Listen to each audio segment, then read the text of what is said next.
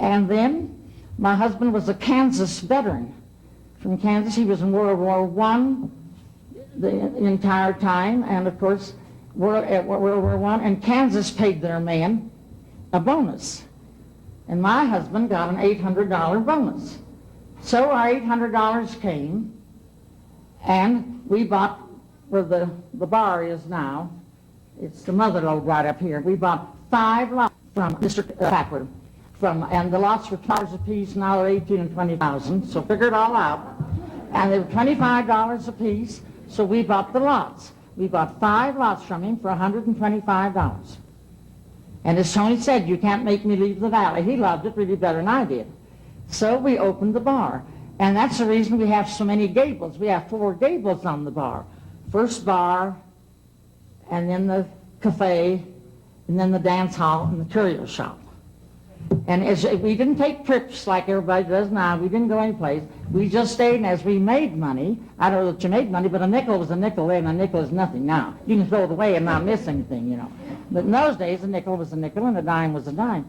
So, and then with getting acquainted, we did all of our shopping. There wasn't anything, no stores, so we did all of our shopping in Raton. He was a Legionnaire. He belonged to the Elks. He belonged to the veterans organizations. And as he got acquainted in Raton, well, of course we could borrow money. You know what I mean? So that's the way we got started.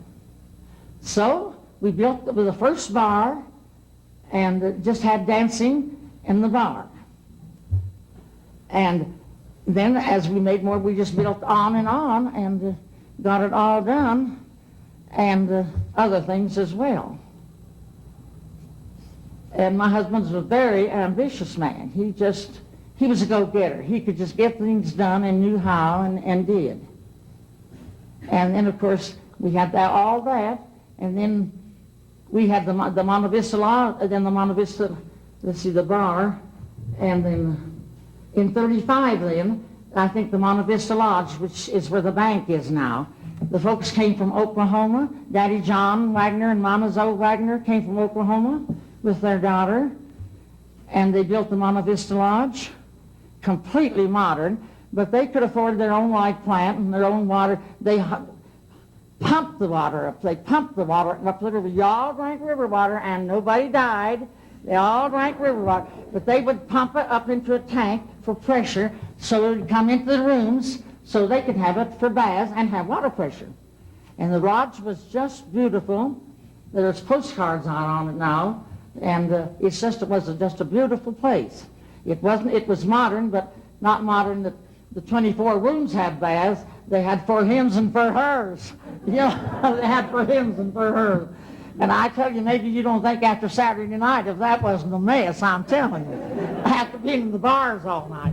But anyway, we lived through it. So that was my initiation.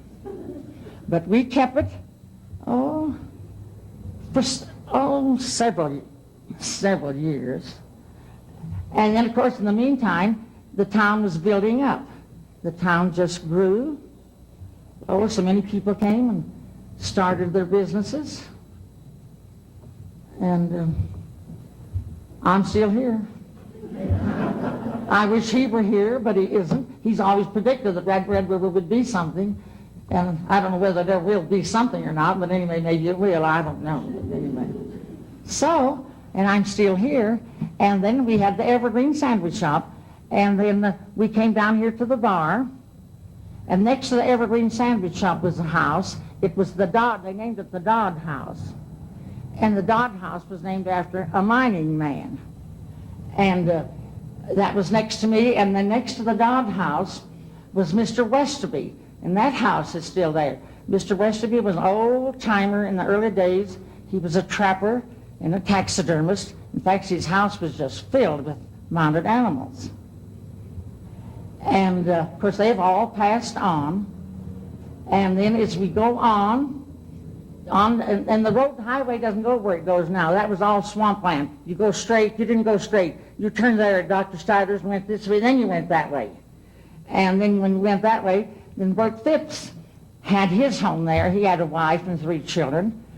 And then you go on from there, just nothing, until you got to Young's Ranch.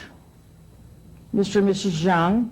They had a ranch with a few cabins. But remember, there wasn't a thing modern in those days. No one had baths or electricity or electric irons or washers. It was all washboards, you know. And it was Young's Ranch. And then from Young's Ranch, we went on up to Tall Pines Camp. And the Tall Pines Camp then was run by three brothers, George, Rich, and Reed Oldham. They had an old Dodge car, and I can still see them jogging along Main Street. But anyway, they ran the lodge, the three brothers, but the camp was not modern.